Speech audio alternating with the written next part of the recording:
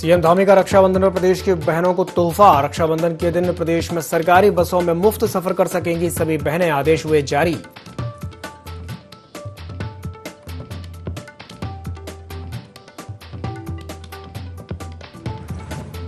BJP प्रदेश अध्यक्ष महेंद्र भट्ट का बयान, प्रदेश में जल्द ही बनाई जाएगी नई कार्यकारिणी, राज्य के सभी जिलों में प्रवास भी करेंगे अध्यक्ष।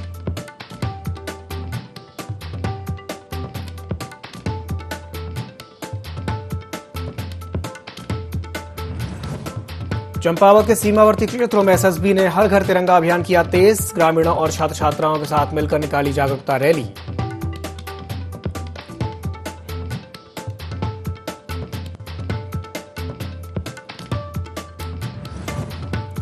आम आदमी पार्टी ने की तिरंगा यात्रा की शुरुआत, हर व्यक्ति के दिल में देशभक्ति जगाने का दिया संदेश।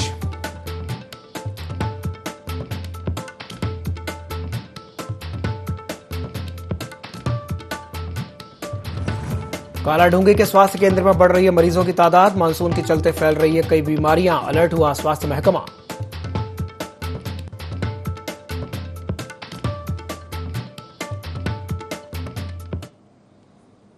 नमस्कार, देवभूमि लाइव में आप सभी का स्वागत है। मैं हूं आपके साथ दिव्यांशु जोशी। उत्तराखंड के मुख्यमंत्री पुष्कर सिंह धामी हरिद्वार पहुंचे, जहां उन्होंने पतंजलि योग भवन में जड़ी बूटी दिवस कार्यक्रम में हिस्सा लिया।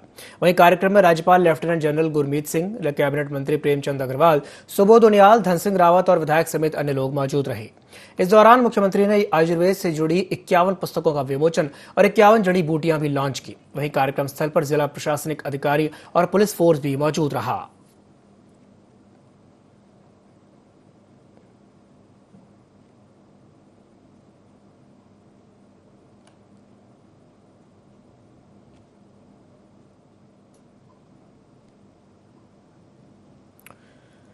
तो मुख्यमंत्री पुष्कर सिंह धामी हरिद्वार पहुंचे, वहां उन्होंने पतंजलि योग भवन में जड़ी बूटी दिवस कार्यक्रम में हिस्सा लिया। इस कार्यक्रम में राज्यपाल lieutenant general Gurmeet Singh, cabinet मंत्री प्रेमचंद अग्रवाल, सुबोध उनियाल, धन सिंह रावत और विधायक समेत कई लोग उपस्थित रहे। इस दौरान मुख्यमंत्री ने आयुर्वेद से जुड़ी हुई 51 पुस्तकों का विमोचन किया, साथ ही साथ 51 जड़ी बूटियां भी लॉन्च की। वहीं कार्यक्रम स्थल पर जिला प्रशासन के अधिकारी और पुलिस फोर्स मौजूद रहा।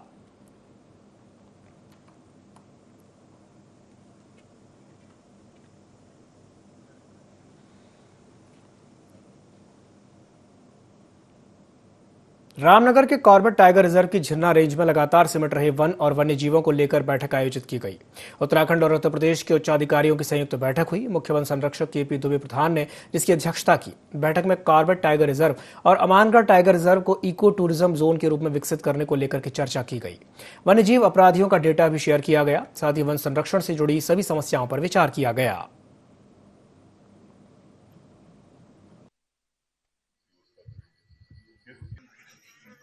टाइगर रिजर्व और उत्तराखंड के कॉर्बेट टाइगर रिजर्व को लेकर के कैसे परस्पर समन्वयन हो राज्य के अधिकारियों के द्वारा, जो हमारे वाइल्ड लाइफ अथॉरिटीज़ हैं उनके मध्य कैसे संयोजन हो।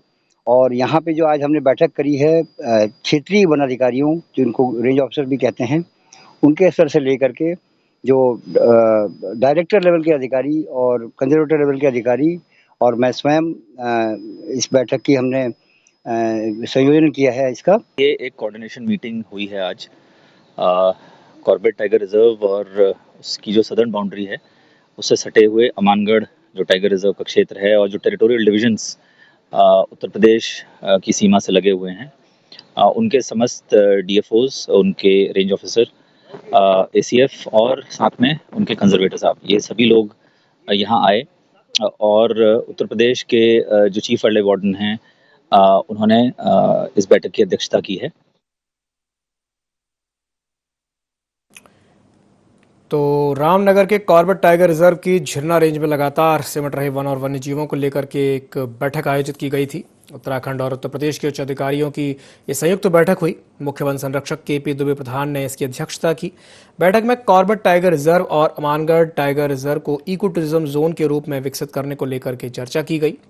साथ ही साथ वन्यजीव अपराधियों का एक डेटा भी शेयर किया गया। साथ ही वन संरक्षण से जुड़ी सभी समस्याओं पर भी विचार किया गया। वन संरक्षण को लेकर के एक अहम बैठक हुई। इस बैठक में कई मुद्दों पर चर्चा की गई। टाइगर रिजर्व को इको टूरिज्म जोन बनाने को लेकर के इसमें विचार विमर्श किया गया। उत्तराखंड के रामनगर के कॉर्बेट टाइगर रिजर्व की झिरना रेंज में जो वन और वन्य जीव हैं वो लगातार सिमट रहे हैं, उन्हें देखते हुए एक बैठक आयोजित की गई थी। उत्तराखंड और उत्तर प्रदेश के उच्चाधिकारियों की ये संयुक्त बैठक थी। मुख्य वन संरक्षक केपी दुबे प्रधान ने इसकी अध्यक्षता की। इस बैठक में कॉर्बेट टाइगर रिजर्व और अमानगढ़ टाइगर रिजर्व को इको टूरिज्म जोन के रूप में विकसित करने को लेकर की चर्चा की गई, विचार किया गया। साथ ही साथ वन्यजीव अपराधियों का एक डेटा भी यहां पर शेयर किया गया और वन संरक्षण से जुड़ी हुई जो सभी समस्याएं हैं उन पर भी विचार किया गया।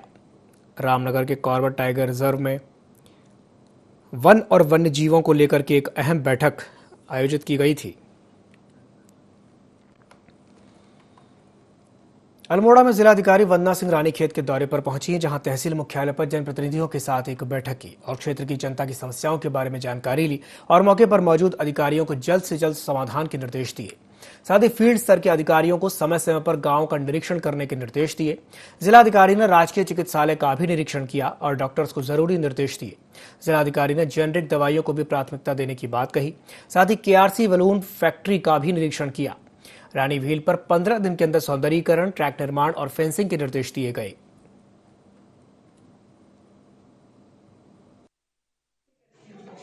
जनप्रतिनिधियों और जनता के द्वारा ये कहा जा रहा था कि यहाँ एक जन समस्याओं के निराकरण के लिए दौरा किया जाए, तो 2 दिवसीय हम लोगों ने प्लान किया था। सभी ग्रामीण क्षेत्र जो दूरस्थ क्षेत्र हैं उनका विजिट भी इसमें रखा गया था और जहाँ मुख्यालय में भी जो तहसील मुख्यालय के अंतर्गत समस्याएं लोगों की सामने आती हैं उनके निवारण के लिए ही वार्ता करने का एक प्लान हम लोगों ने किया था। तो आज तहसील मुख्यालय में मॉर्निंग से हम लोगों ने सभी जनता के जो भी लोग आए थे, आसपास के एरियाज़ के ग्राम प्रधान, बीडीसी मेंबर इत्यादि, उन सभी की समस्याएं सुनी हैं। ज़्यादातर पेयजल से संबंधित समस्याएं आई हैं। चिकित्सा को लेकर, पर्यटन को लेकर काफ़ी सुझाव भी लोगों के द्वारा दिए गए हैं। सभी पर संबंधित अधिकारियों को हमने मौके पर कार्रवाई करने के लिए निर्देशित। थराली से बीजेपी विधायक भूपाल राम टमटा ने रणकधार से वेदनी बुग्याल तक रोपवे जोड़ने की सरकार से मांग की है। साथ ही विधायक ने थराली विकासखंड के ताल से ऐतिहासिक बंधाणगढ़ी मंदिर के लिए भी रोपवे बनाने की मांग की है, जिसे लेकर उन्होंने पर्यटन मंत्री सतपाल महाराज को एक पत्र लिखा है। इस दौरान भूपाल राम टमटा ने कहा कि वेदली बुग्याल धार्मिक भावनाओं से जुड़ा है। साथ ही रोपवे बनने से पर्यटकों की संख्या में भी इजाफा होगा और स्थानीय लोगों को भी रोजगार के अवसर प्राप्त होंगे।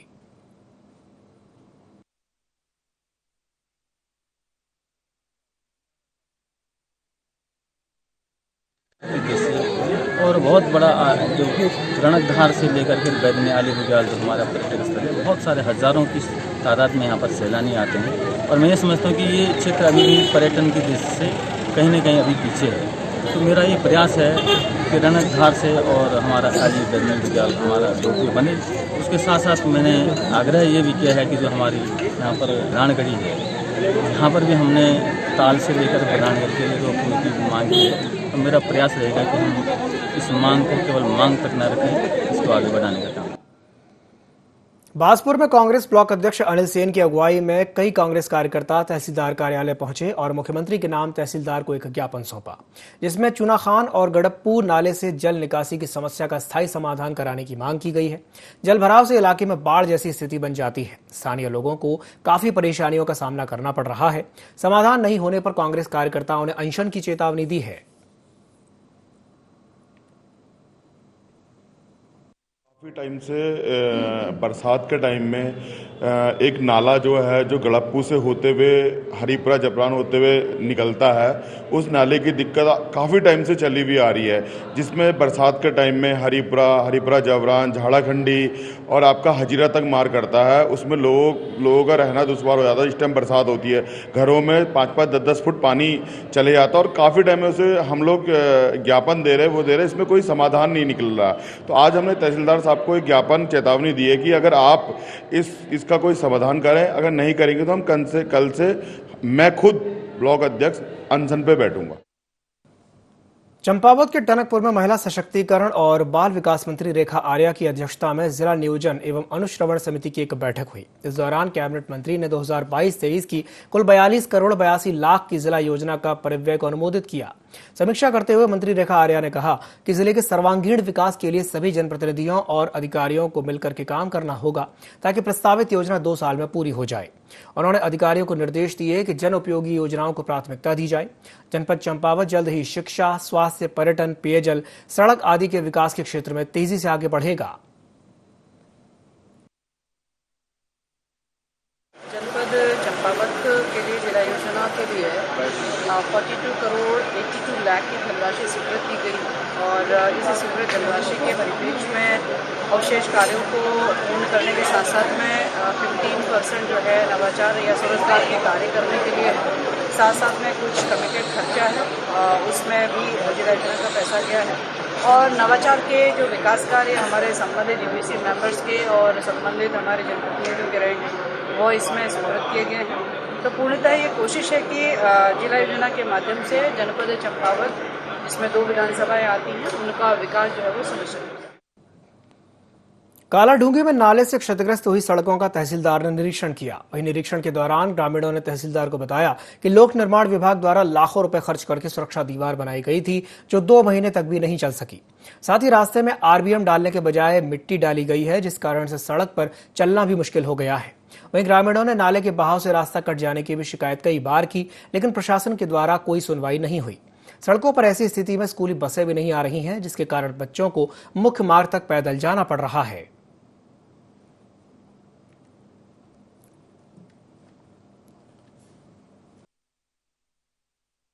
ग्राम सभा पूरनपुर में कल रात की बारिश से यहाँ जो नाला है निगम के पास निकलता है काफी नुकसान हुआ है। इसका निरीक्षण किया गया है और पीडब्ल्यूडी विभाग के सक्षम अधिकारी जो है यहाँ पे उपस्थित हैं और उनको जो काम पहले से हो रहे हैं उसको गुणवत्तापूर्वक करने के और जो भी नुकसान हुआ है उसका दैवीय आपदा में उसके संबंध में आवश्यक कार्रवाई करने के निर्देश दिए।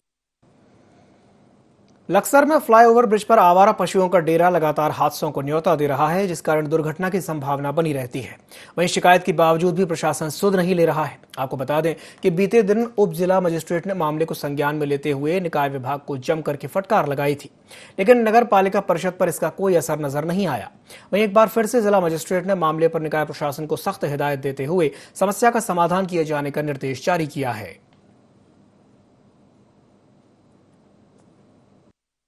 नगर पालिका क्षेत्र में फ्लाईओवर के नीचे नगर पालिका के द्वारा एक गौशाला बनाई है जो कदापि उचित नहीं है। वही जानवर दिन में फ्लाईओवर पर आ जाते हैं और उससे यातायात बाधित होता है और एक्सीडेंट होने की भी संभावना बनी हुई है।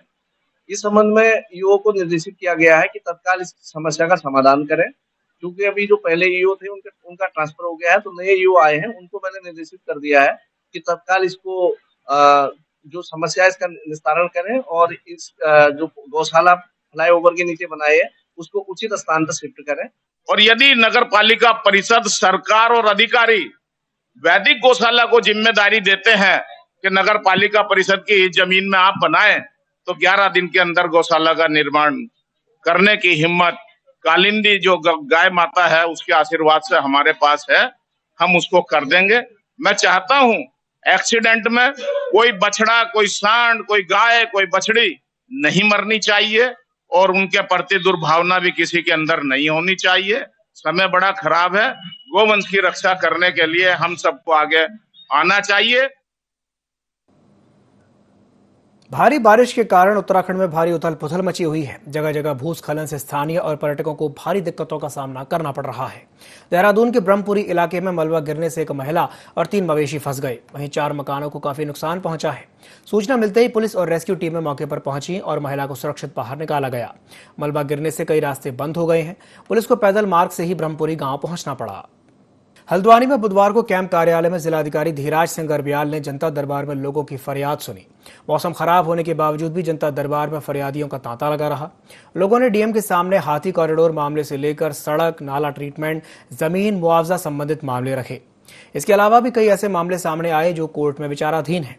वहीं कई फरियादी ऐसे भी पहुंचे जो काफी लंबे समय से अपनी मांगों को लेकर चक्कर काट रहे हैं। इधर डीएम ने फरियादियों की समस्या को त्वरित निस्तारण तो किया ही, साथ ही साथ बताया कि नैनीताल भवाली राजमार्ग फिलहाल पैदल यात्रियों के लिए खोल दिया गया है, लेकिन बीच बीच में भूस्खलन हो रहा है। ऐसे में जनता से अपील की गई है कि वो हाइडल गेट या आईटीआई मार्ग का उपयोग करें।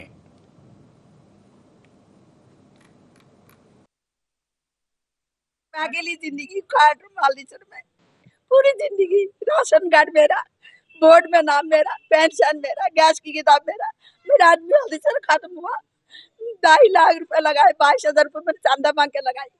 आज मेरे कोई सुनवाई नहीं हो रहा है। डीएम के पास गए, 10 कागज जमा हुआ इनके पास, 3 साल से आ रहा हूं मैं डीएम ऑफिस में, कोई भी गवाही देगा इस बात को। ऑफिस कर्मचारी लोग गेट में बैठता है, पुलिस वाले ये भी बताएगा, अम्मा हर महीने में आता है, 2 चक्कर लगाता है। ये जो हाथी कॉरिडोर का है ये काफ़ी लंबा है। इसमें कम से कम 20-25 साल से हम लोग ग्रामीण वासी लगातार रात दिन परेशान हो जाते हैं, क्योंकि हाथी का एक ब्लॉकेज यहाँ पे जहाँ पे गोला है, यहाँ पे 2.5 किलोमीटर का लगभग जो पाथ छोड़ा भी गया है। यहाँ पे जो है उससे आगे जो है यहाँ पे ITP भी और हमारे जो तेल डिपो है, इसकी वजह से जो है हाथी यहाँ पे एक ब्लॉकेज है उसका हाथी का, जिससे न वो इस गोला के पार जा पाता है और न ही गोला से आ रहा पाता है, क्योंकि इसका जो स्वच्छंद जो उसका मूवमेंट है, फ्री मूवमेंट है, उस पर इसमें गतिरोध है, जिसको खुलवाने के लिए आज हम सब यहाँ प्रधानगण श्रीमान डीएम साहब के ऑफिस में आए थे। उनके माध्यम से हम लोगों ने मुख्य वन जीव प्रतिपालक को हमने एक ज्ञापन दिया हुआ है, जिसके निराकरण के लिए हम लोग यहाँ पे सब लोग पहुँचे हुए। अभी तक तो देखिए 12 बजे तक लगभग 35 के करीब एप्लीकेशन आए हैं और मैक्सिमम लोगों के ज़मीन से रिलेटेड मैटर्स हैं, तो उसमें काफ़ी हम लोगों ने उसको सॉल्व भी कर लिया है। और साथ ही साथ जो बाढ़ आ रही है, जिन जगहों पे दिक्कतें आ रही हैं, वहाँ पे हम लोग जो उन्होंने बताया उस पर टीमें भी हम लोगों ने भेज दी हैं और टीमों के आने के बाद जो रिपोर्ट आएगी उसके बाद जो समाधान हो सकता है उसका हम लोग करेंगे। जनता दरबार में कुछ मैटर्स ऐसे होते हैं जिसको हम तत्काल हम सॉल्व कर सकते हैं, कुछ मैटर ऐसे होते हैं जो विभिन्न न्यायालयों में विचाराधीन होते हैं। तो ऐसे मैटर जो न्यायालयों में विचाराधीन होते हैं उसमें हम तत्काल हम फौरी राहत उनको नहीं दे सकते। अगर किसी व्यक्ति को अगर वो गरीब है, लॉयर की ज़रूरत, तो हम लोग उसको प्रदान करते हैं। लोहाघाट के जर्जर हो चुके जच्चा बच्चा टीकाकरण केंद्र को डीएम चंपावत नरेंद्र सिंह भंडारी के निर्देश पर ट्रॉमा सेंटर में शिफ्ट कर दिया गया है। पिछले हफ्ते डीएम भंडारी ने जर्जर भवन में चल रहे टीकाकरण केंद्र का निरीक्षण किया था और जर्जर भवन में टीकाकरण केंद्र को चलाने पर डीएम भंडारी ने नाराजगी जताते हुए सीएमएस डॉक्टर जुनैद कमर को तत्काल टीकाकरण केंद्र को शिफ्ट करने के आदेश दिए थे, जिसके बाद टीकाकरण केंद्र को ट्रॉमा सेंटर में शिफ्ट किया गया, जहां बुधवार को पहली बार जच्चा बच्चा का टीकाकरण किया गया। वहीं केंद्र शिफ्ट होने से आशा कार्यकर्तियों, स्वास्थ्य कर्मियों ने भी राहत की सांस लेते हुए डीएम भंडारी का आभार जताया है। का हम सभी आशाओं की तरफ से आभार जताते हैं, क्योंकि सर ने हमारा एक बार आए, एक बार देखने पर ही उनने हमें जो है तो नीचे शिफ्ट करा। हमें बहुत अच्छा लगा, क्योंकि वहाँ पर हमारे लिए बहुत खतरे का था वो भवन जो भी था हमारा टीकाकरण जहाँ पर होता था। एक तो अंधेरा था, बच्चे को कभी भी टीका लगाने में बहुत परेशानी आती थी, सिस्टर लोगों को, और दिक्कतें होती थी। हमें इतनी दिक्कत थी, हमने बहुत बार हमने अपने सीएमएस सर को भी कहा, तो उनने कहा जब तक डीएम सर का आदेश नहीं होगा तब तक मैं भी इसमें कुछ नहीं कर सकता हूं। जब आए तो हमारे सीएमएस सर ने भी बोला कि इनको जो है तो आपका आदेश है तो मैं यहाँ पर देखिए सर, आप कहीं पर भी जगह है तो हम वहाँ पर देते हैं। तो सर यहाँ पर आए, उन्हें ट्रामा सेंटर को देखा और यहाँ पर को जो है तो टीकाकरण के लिए कह के गए। यहाँ पर थोड़ी हमें अभी तो सही लग रहा है। कल के दिन यहाँ पर अगर कोई मरीज आते हैं कोविड के, क्योंकि यहाँ पर कोविड का सेंटर भी बनाया गया है, तो फिर बच्चों के लिए हमें फिर दिक्कत होगी। विकासनगर में सहसपुर विधानसभा क्षेत्र के कैंचीवाला गांव में स्वच्छ भारत मिशन अभियान के तहत प्लास्टिक के कचरे के निस्तारण के लिए प्लांट लगाया जा रहा है, जिसका ग्रामीण विरोध कर रहे हैं। ग्रामीणों ने इसे लेकर के जनसभा बुलाई, जहां अधिकारियों को ग्रामीणों का भारी विरोध झेलना पड़ा। उनका कहना है कि प्लांट लगने से गांव में गंदगी और बीमारियां फैलेंगी। इस दौरान दोनों पक्षों के बीच तीखी नोकझोंक भी हुई और अधिकारियों को बेरंग ही लौटना पड़ा।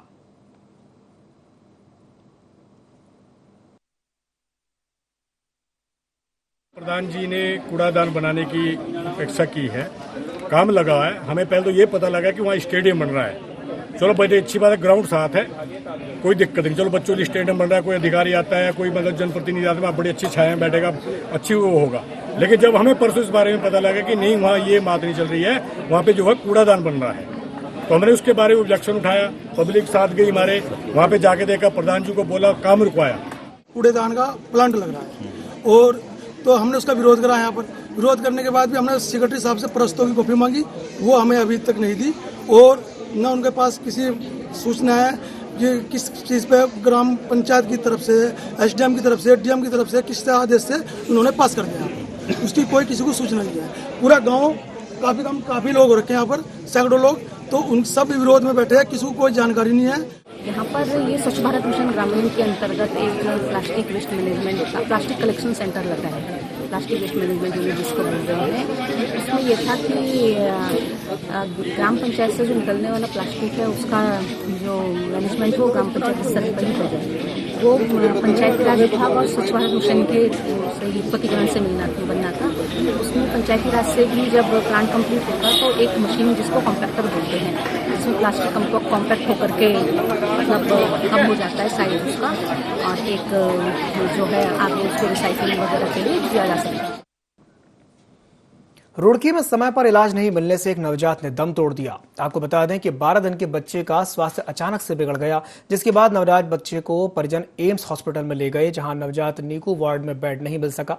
वहीं बच्चे की मां करीब 1.25 घंटे तक डॉक्टरों से मिन्नतें करती रही, लेकिन बच्चे को भर्ती नहीं किया गया, जिसके बाद एम्स से जॉली ग्रांट अस्पताल ले जाने के दौरान नवजात ने रास्ते में ही दम तोड़ दिया।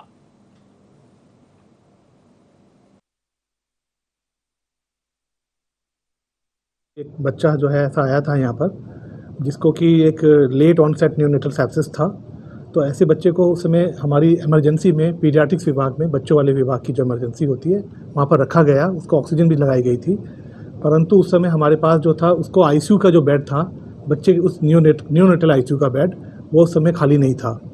तो उस वजह से, उस बेड की वजह से उस पेशेंट को जो है, उनको पेशेंट को यहाँ ले जाना पड़ा। हमारी जानकारी के हिसाब से सारे पेशेंट जो भी हमारे पास आते हैं, सबको हम लोग इमरजेंसी में ट्रीटमेंट देते हैं, अटेंड जरूर करते हैं उनको। ऐसा नहीं कि बेड नहीं दिया जाए। और आप सब जानते ही हैं कि जब से एम्स शुरू हुआ है, पहले कितने कम बेड थे और आज की स्थिति में 960 बेड हैं। तो जो मैंने जानकारी एकत्र की तो मुझे बताया उस समय वो दूसरा कोई वंश इस नाम के और बच्चे भी रहे हैं, तो उसकी जानकारी मिली थी, उनको जानकारी प्रदान कर दी गई। आज जब सुबह मुझे बताया गया कि नहीं वो 12 दिन का बच्चा है, तो फिर मैंने और उसको पता करवाया, तो तब इसके बारे में जानकारी। रुड़की की सोनाली नदी में 2 युवक फंस गए। आपको बता दें कि रेत के टीले पर बैठकर 2 युवक बियर पी रहे थे। इसी दौरान अचानक से सोनाली नदी का जलस्तर बढ़ गया, जिससे वो दोनों युवक उसमें फंस गए। वहीं सूचना पर आपदा राहत दल की 40वीं वाहिनी पीएएस की टीम मौके पर पहुंची, जिसके बाद टीम ने रेस्क्यू करके कड़ी मशक्कत के बाद दोनों युवकों को बाहर निकाल लिया।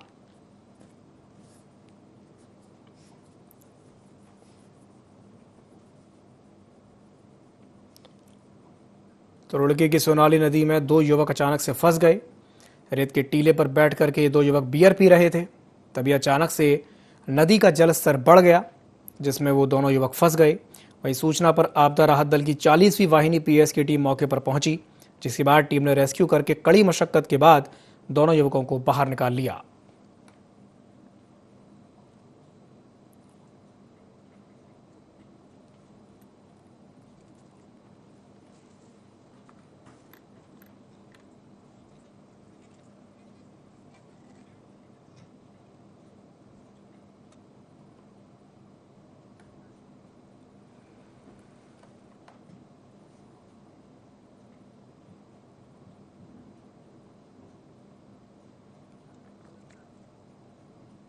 बुलेटिन में फिलहाल के लिए इतना ही। दीजिए इजाजत। नमस्कार।